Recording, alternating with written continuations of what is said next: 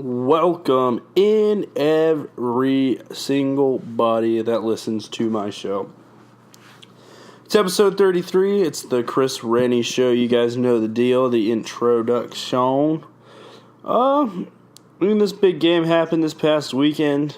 The end of football has came. Now it's time for me to start finding some new hobbies, picking up some things to do on the weekends, maybe get into woodworking. Anything, to really take my mind off the lack of football until the end of this month when it starts getting into pro days in the NFL draft. So my weekend went pretty well. Saturday, competed in an athletic event. Friday, trained for the athletic event, ate a whole pizza in 29 minutes, or some 39 minutes, whole large, half a gallon of water. Got me ready for what I did Saturday. Saturday did not win the event, but put up stats. So the Super Bowl happened, obviously. Had a potluck that I was part of. I made a very big hit. Buffalo chicken dip. My recipe, pretty easy to follow. 2 pounds of sour cream cheese. A full rotisserie chicken's worth of shredded chicken. No, not Frank's. Sweet Baby Ray's hot buffalo chicken sauce. And ranch mix. And shredded Mexican mixed cheese. Put it in a crock pot on low for about an hour. Keep it on warm till the party. It's going to be a big hit every time. Very delicious. Now on the other hand, my green onion dip. Still have a lot of it. Was not a big hit. Been snacking on it the last couple of days ago. I very much enjoy it. But the main course meals came out, and I think my green onion dip sort of lost out to it. So hopefully if you guys brought food or made food for people at the Super Bowl, it was all well enjoyed, or you at least got to make a food you enjoyed and got to keep the leftovers, because that was very big for my week, getting to keep the rest of the green onion dip.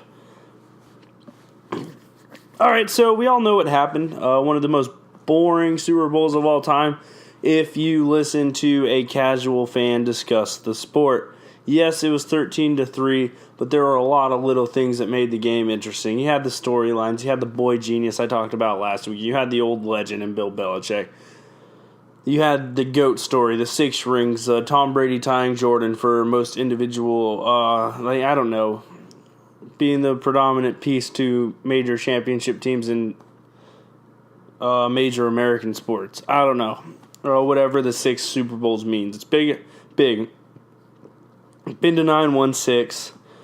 You have the high explosive offense of the Rams. Todd Gurley, who was an MVP candidate throughout the year. Jared Goff's a rising star in the league. You have a defense that's seen as a bunch of misfit toys in New England. A bunch of undervalued diamonds in the rough. As Kyle Van Noy said, they don't have any stars. They have elite football players. So my big story of the game isn't Tom Brady getting number 6. It's how he got number 6, which was different. So the last couple Super Bowls he's been a part of have been shootouts that involved a lot of points and him throwing for a ton of yards. This Super Bowl was different than the rest. He played really poor, and besides targets to Edelman, was very inaccurate and had a terrible quarterback rating. He looked human. But, as Tom Brady does in big games, when it mattered most, Tom Brady took charge and put together one of the best drives. Now, you've heard the stories all week, I think. Or if you're me, I'm going to tell you one of them.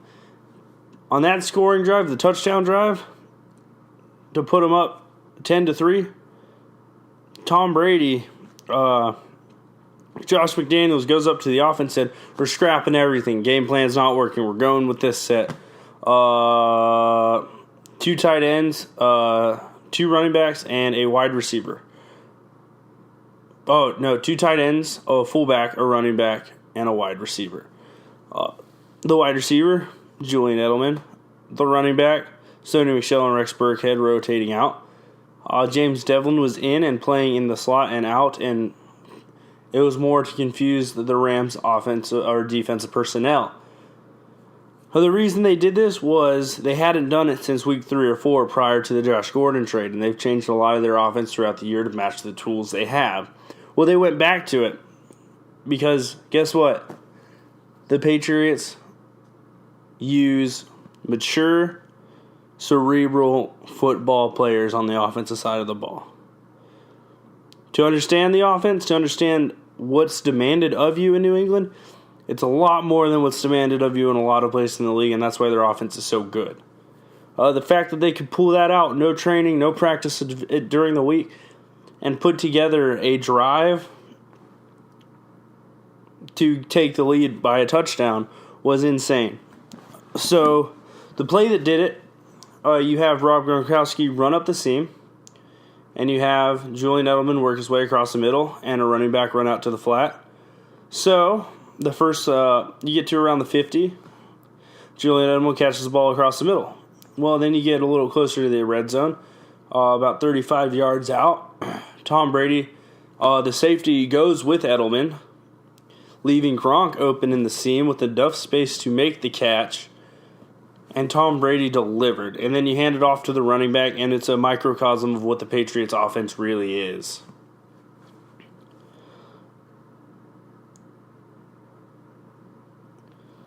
There's so much going on in this game. It's the Super Bowl, the week leading up to it. You can tell the Rams were flustered.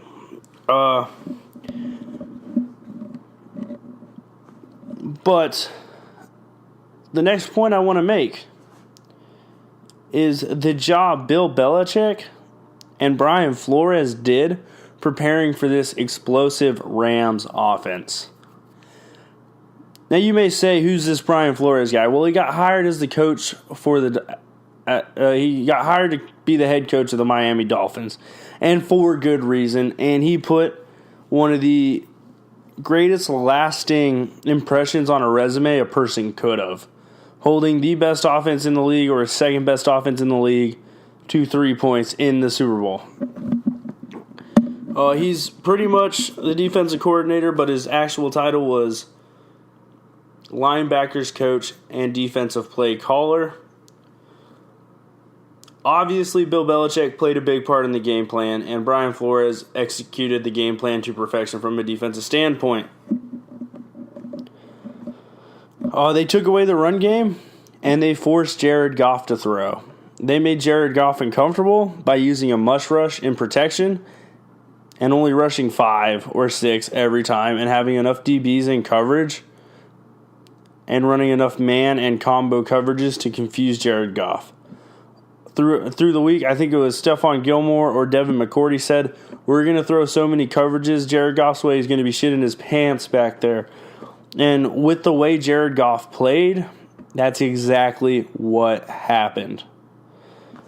Goff was forced to throw. He was inaccurate. He was flustered. They were getting hands in his face. They were getting him to the ground. 4 sacks, 12 pressures. Oh, that's a lot for one game.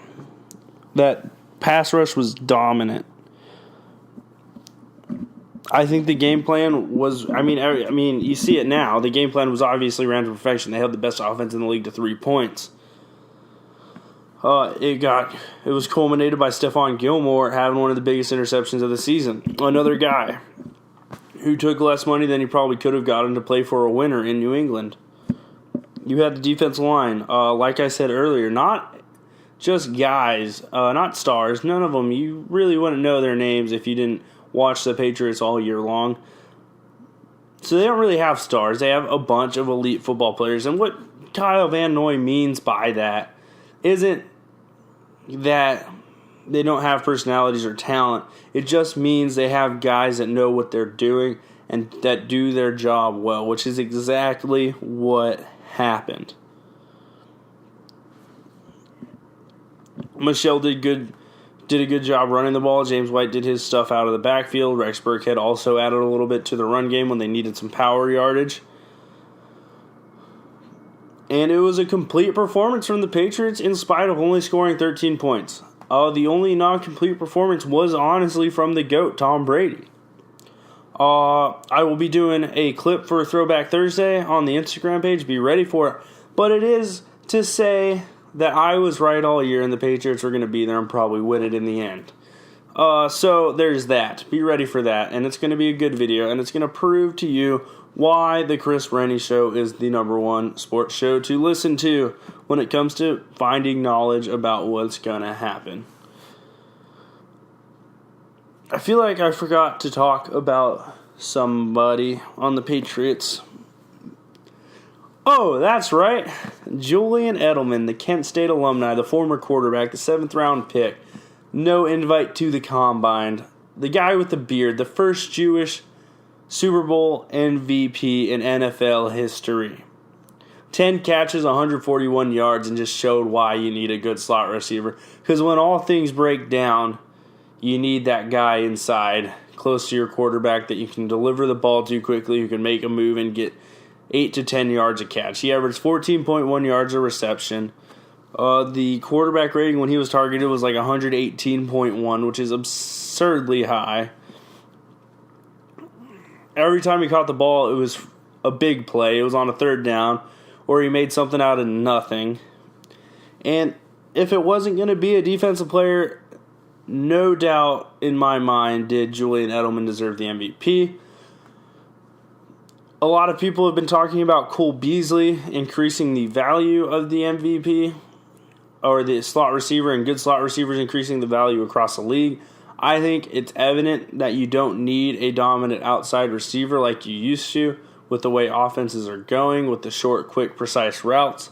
Slot receivers' values are at an all-time high, and I'm really proud to say that that was my position as a wide receiver in college and in high school.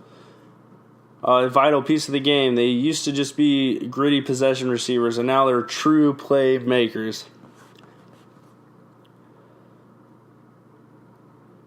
One of my own got the MVP, and that's beautiful to me. 10 catches, 141 yards isn't a joke. But what is a little bit of a joke to me is saying he's a Hall of Famer. Now, don't get me wrong. He's had 1,400 career postseason receiving yards, which is a ton. And doing great things with an opportunity given to you is a huge step to getting to Canton. But his regular season statistics just do not do it for me. He has less career yards than Deion Branch, and granted, Julian's going to play probably 3 or 4 more years, so he'll probably end up around 8,000, 9,000 yards if he stays consistent. And as a slot receiver, you don't lose it that fast. Look at Wes Welker. He did it all the way almost to the end until he got traded from the Pats. All good.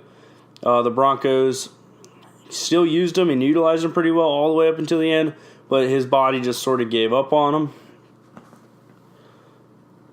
All in all, though, I mean, Julian Edelman could work his way to the Hall of Fame if he keeps continuing his postseason success and gets to around 10,000 yards.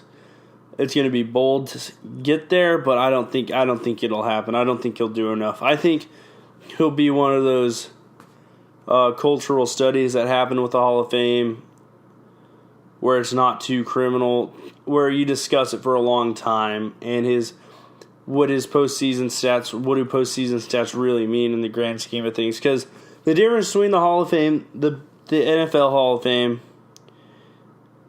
and the MLB Hall of Fame versus other sports Hall of Fames is there's no feel-good stories getting into the NFL Hall of Fame or the Major League Baseball Hall of Fame. In those ones, you have to be the best. Period. And they're not just going to put you in because they feel good about you. And now, granted, in Major League Baseball, it's happened a little bit more often than you would have liked as a writer. But for the most part, they're very strict on who they let in, and the voting rules do not allow for everyone to get in. And that's just the truth, plain and simple. They made some rules that allowed some big omissions to get back in, but it's helped a lot of players who are medial Hall of Famers in their career get in. And I think by putting Julian Edelman in, that opens a gateway. It opens a flood of a bunch of players who didn't get in with similar sort of roles and successes. So don't do it. And not doing what they should segues me into the next part of the show. What the hell happened to the Rams offense? Now that's a question I really can't even answer because I truly do not know. I want to know. I think we all do. It's what the world refers to. It was anemic, as they say. I have my notes titled, McVay did not McPlay. McVay's a guy who is very methodical. Has a game plan, goes with it. Very Andy Reid-like. In this game, it did not feel like he was himself with the science play calling. A lot of people said he was probably going to go balls to the wall and just leave it all out there, with some trick plays, some fun stuff. There are some times where you could have thrown a double reverse out there to like Brandon Cooks or one of your gadget players, even Todd Gurley or something, and possibly sprung off something big. But there was no creativity to the game Sean McVay called, and that's sort of what he's become known for. He looked extremely uncomfortable as a play caller throughout the game, and that's credit to Brian Flores and Bill Belichick.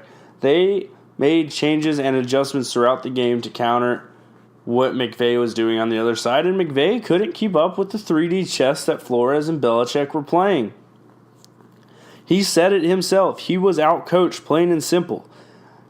My next topic is Gurley was missing. He wasn't hurt. Him and McVay both said it. Gurley himself said he's 100%. Not hurt. No showed in a big moment. But to me, the blame still has to be on Sean McVay. Sean McVay had a running back who was an MVP candidate through most of the year. A guy who takes a couple touches to get going. He's a workhorse. He's not a guy who's going to come in and give you a burst here and there. He's a rhythm running back. It's just the fact, plain and simple. He's like Zeke. He needs as many carries as he can get to make the best of his abilities happen. The two best running backs in the league are the way they are for a reason. They are workhorses. I don't blame him completely for the no-show. I don't know why they gave C.J. Anderson so many carries when you have arguably the best running back in the NFL if he's 100% healthy. A guy people were saying should be the MVP in like week 10. It was him or Mahomes or Breeze. Those were the three people we were all talking about. McVay did not utilize him. He threw one pass to him. Gurley's one of the best receiving backs in the NFL once you get him in space. I remember watching the Chiefs game. Gurley had like 90 receiving yards on screens. I know Gurley no-showed, but there's got to be some reasons why. No one's asking it. And I want to ask that question to Sean McVay. That leads me into Jared Goff, a disastrous performance. Not good. Inaccurate. The only person he seemed to have a rhythm with was Brandon Cooks. He got a few throws to Robert Woods early. Nothing really got going for the Rams offense. They didn't get to the red zone besides once. And that's where Jared Goff threw the pick to Stephon Gilmore. It was one of the worst offensive called games, and it tied the lowest score for a team in Super Bowl history. And this was the second best offense in the NFL. Everyone predicted shootouts for a reason. the defense has played great. I really have to give the Rams defense a lot of credit. They gave up maybe 3 big plays that whole game. 13 points. I mean, you really can't blame the defense. I know I said their defensive secondary was washed with Marcus Peters. Having, what's his name, Nickel Roby Coleman. I thought he was old. I thought he was a little washed up. 2, you keep going through the list. Aqib Talib played awesome. I mean, they all played really, really well. The linebackers were moving. Aaron Donald played awesome. Out of position a couple of times. Dante Fowler Jr. played awesome. And Ndamukong Suh had a sack, a big-time sack. It was all crazy. I mean, the Rams' defense played exceptional. And this leads me to how Wade Phillips came up with one of the best game plans against the Patriots offense. And Sean McVay he no doubt has tactical mastery, but it was like, it's hard to find a comparison. Because Bill Belichick was just a genius in his game planning, and Brian Flores was a genius when it came to executing the game plan. The defense had a ton of rhythm, and the offense just had no rhythm at all. Never stuck to anything. They didn't. So the way McVay could have helped Goff was getting him some short throws out to running backs, getting him some short throws out to receivers. Never really did. The Rams are a predominant play-action team, which is because of Todd Gurley. But when you don't establish the run game, how are you expecting the opposing team to bite on those sort of play fakes and all that good stuff?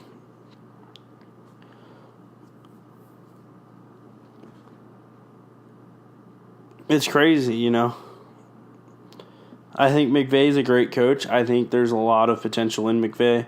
I'm a big Sean McVay fan, but I think his inexperience as a head coach was very prevalent facing off against a great. Overall, I mean, we should take a look back to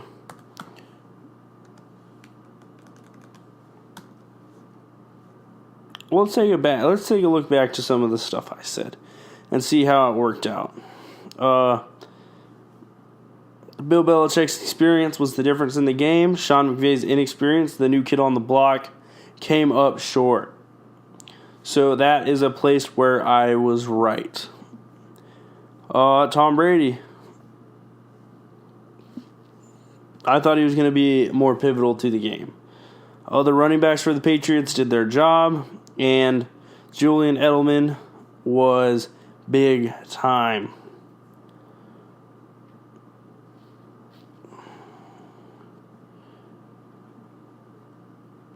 Let's go look at the unlikely heroes. Steven Gostkowski made 2 field goals. Cordero Patterson didn't really do much. I put the punter Johnny Hekker, who had the hell of a game. Johnny Hekker was an unlikely hero for the Rams, for the brand, as Pat McAfee says. He had the longest punt in Super Bowl history. Big time for that guy. I mean, all in all, I think I did pretty good discussing the Super Bowl. If you want to take a listen, see how I did, I'd go for it. But yeah, and then also the commercials this year, when I was watching the game, didn't live up to the hype. But seeing some of them in hindsight, some of them were pretty funny and some of them were pretty good. But when you're drinking some IPAs, putting down a ton of food, it's not always easy to focus, and commercials come and go fast, like real quick. So sometimes you miss something, you miss the whole joke of the commercial. So it's weird. But looking back on it, there are some bangers. I might post the links to some of my favorite commercials. So I mean, that's it. Football's over. College football ended. Pro football's over. I mean, it's draft time. I'm going to have to start doing some research for you guys. I think I'm going to start doing some player profiles on the Mom's Basement Productions page on the Instagram starting next week. I'll do probably 1 or 2 a week, or I'll try to do as many as I can. I'll try to set up a bunch this weekend. Probably expect them every day or every other day until the draft. Just some big names, whether it be a quarterback, a defensive lineman that's big. This is something I've planned on doing for the whole year. Hopefully my schedule works with it. My thing. And now I'm going to take a quick break. Get some agua, refresh. And we'll get to the new topics because football is over. You ever need something shipped across the country on short notice? Do you ever have some stuff you need to get shipped but you don't need a full truck load? Do you ever need something shipped overnight? Well, I've got the company for you. Freight Saver. Whether it's expedited, LTL, full truckload, air freight services, Freight Saver is the company for you.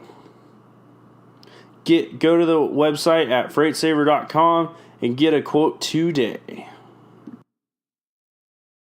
I'll have you here today. It's been good talking to you guys this football season. I'm going to miss it a lot.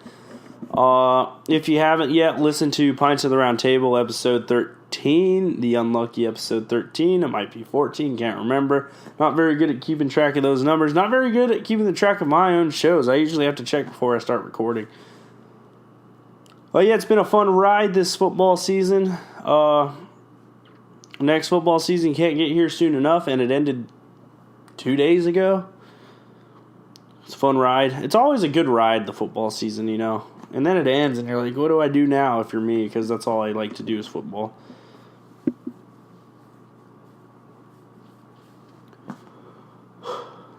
Man. You guys ever eat Chipotle? That place is good. Oh, yeah. No, don't forget to follow me on Twitter and Instagram. Twitter is Chris_Renne. And on Instagram, it's ChrisRenne5. Don't forget to like Mom's Basement on Facebook at Mom's Basement Productions. And do not forget to follow the Mom's Basement pages on Instagram and Basement Prod. It's M Basement Prod on Twitter as well. And then you have Pints at the Round Table 1 on both Instagram and Twitter. So give it a follow. Yeah, so guess what? Football's over. What am I going to talk about? Because every single show I've done this year has been predominantly football. Well, on the rest of this show, I'm going to detail the top NBA storylines real quick. And then I'm going to tell you the NFL events that are coming up that I'll probably be talking about on my show. I'll definitely be adding the current event section back. And I will be discussing fan topics. Another thing I will be introducing is the M Basement Prod mail bag. It's going to be an email I post. Email me questions. Email the Pints Gang questions. And we're going to try to answer them the best of our abilities. Advice, situations, debate topics you want ended. Doesn't matter. Send them in. I'll give you the email after the game. I mean the show. Head's still on football. All right. So, we're going to quickly move through this. I'm on a timetable now. I took my time on the NFL sections, and this is my last NFL topics of the year. Oh, God. One more NFL thing before we go on to the NBA and get into the new sport. Nick Bosa's going number 1, and if you don't take Nick Bosa number 1, you're an idiot. Alright, so top NBA storylines. I couldn't tell you who's in first place of each division right now. So we're going to type in the NBA standings right now. Alright. Ooh, alright. I see it. Okay. Alrighty, so surprise. The Bucks are in first in the East. The Raptors are in second. The Celtics are in third. Nice, good for Indiana. The Pacers are in fourth. The 76ers 5th, Nets 6th, Hornets 7th, Heat 8th, and they're a game ahead of the Pistons. I'm guessing all teams from The Wizards down, have zero chance at making the playoffs. My favorite team, the Cleveland Cavaliers, are at 11-42, just a little bit better than the Knicks. And on the Western Conference front, the Warriors are the first seed. Finally got back up there. They're 9-1 in their last 10. Even better in their last 15. I think they're 14-1 or something stupid like that. They have not lost much lately. The Nuggets, half a game back from first. They play tonight. The Thunder, 33-19. We'll be talking about Russell Westbrook next week once I do a little bit more research on how bad he's actually been. The Trailblazers, good team, well-balanced roster, 4 seed, typical. The Rockets, been unhealthy the majority of the year. Harden's carried them to 31-22, kept them alive in the playoff spot. I'll probably still see them getting into that 2 or 3 seed range. The Jazz staying at pace to where they were last year. Clippers, surprise team. They've been faltering of late. The Kings, surprise team also. Probably won't make the playoffs, but it's been a good year, and it showed the rapid growth an NBA teams can have if you draft the right players and signed a good mix of veteran free agents. Now, the real story, the Lakers in 10th, and that segues me into the next one. The Lakers are in 10th. LeBron's been injured, his first major career injury. And obviously, knowing me, we're going to start with LeBron or something LeBron related. LeBron's my favorite athlete of all time. So, going into it, what has been the big news in the NBA this past week with the trade deadline? There's Kyrie Irving not committing to Boston. There's Kristaps Porzingis joining Luka Doncic in Dallas. And there's the big one, Anthony Davis to Los Angeles. Now, Anthony Davis has a year and a half left on his contract. That's a long time. The Pelicans wanted the Lakers to sell the entire house to get him. 2 first-round picks, 6 players. For Solomon Hill, a very middle-of-the-road, middle-tier veteran player who's not even really that valuable in 2K. It's all for cap. That's what that would have been for. No offense to Solomon Hill, better at basketball than me. But is Anthony Davis worth that? I don't think so. And LeBron's not waiting a year and a half. So there's that other side of it. There's 2 days left. Rob Pelinka, Magic Johnson have said they're done with trade talks with the Pelicans for now because they're asking for way too much, which they are. Anthony Davis already said he won't play for the Knicks or the Celtics. He wants to go to LA. So what's that mean for Danny Ainge? Not really much. He's kind of armbarred. So that's not good. Anthony Davis is represented by LeBron's close friend from his teenage years, Rich Paul, the agent. And AD wants to go home. He said he'd play for the Clippers. I Instagrammed it. I don't know who commented, but the Sixers are an option. The Lakers are an option. The Clippers are an option. The Celtics are no longer an option. And the Knicks are no longer an option. Unless Kyrie goes to the Knicks.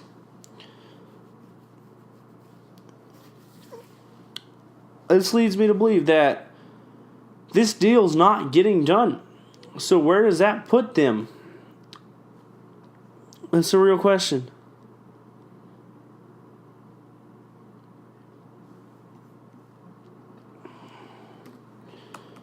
I don't think it puts either team in a good place. Because at most, for the Pelicans, you're going to get Lonzo, Ingram, and some draft picks. Or Lonzo, Kuzma, Hart, and some draft picks. A good mix of players. But now, you're not getting any.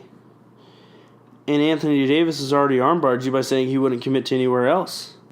Yes. Sorry about that. I had my audio cut out, so I had to go back and re-tape and record. I had a meeting, a very good meeting.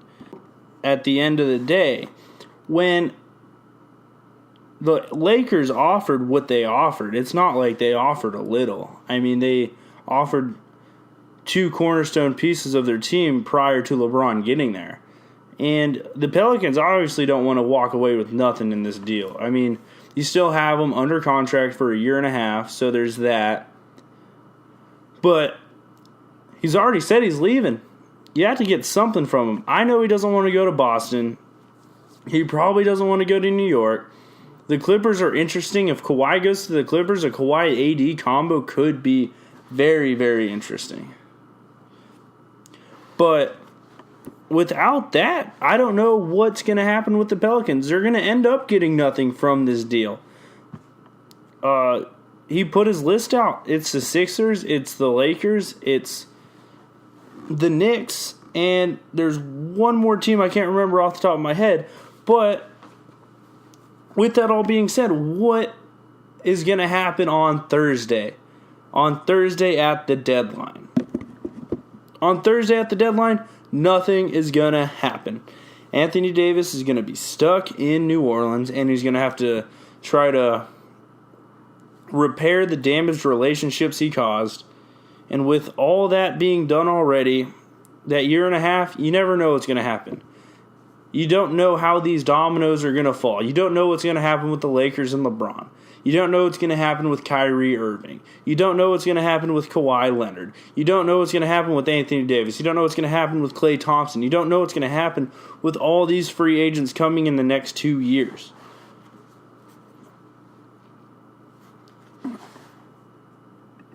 The NBA is crazy, you know? And I think Anthony Davis to LA would probably make the Lakers a championship contender. They're definitely not without him. I mean, I don't want to discount LeBron, but they're definitely not a championship contender without him. Without Anthony Davis, that is. I know Kuzma's a good player. I know Josh Hart's not a bad guy off the bench. Lonzo's been okay when he's healthy. I mean, you have some crafty vets, but Michael Beasley never played in big moments. In college, he was a shell of himself in the tournament. Lance Stephenson's played in big moments, but can you trust him? I wouldn't say so. There's a lot of variables that go into a trade like this. Now you have LeVar Ball talking about Phoenix and all that stuff. I mean, it's crazy. It really is. It's a crazy thing. We don't know what's going to happen. Thursday, if a move's made, I would be mightily surprised. So, yeah, that's the biggest NBA storyline right now. Right now, the Warriors are still far and away the favorite to win the title. Anthony Davis might be moving. Kyrie Irving won't commit to the Celtics. Those are the 3 storylines worth watching right now. If I had to predict another crazy storyline, Kyrie Irving might get moved at the deadline. Danny Ainge said he wouldn't, but Danny Ainge is always looking for the right price. And that team almost made it to the finals last year until they ran into the juggernaut that is LeBron. But if they keep Kyrie Irving, I could see the Celtics winning the evening.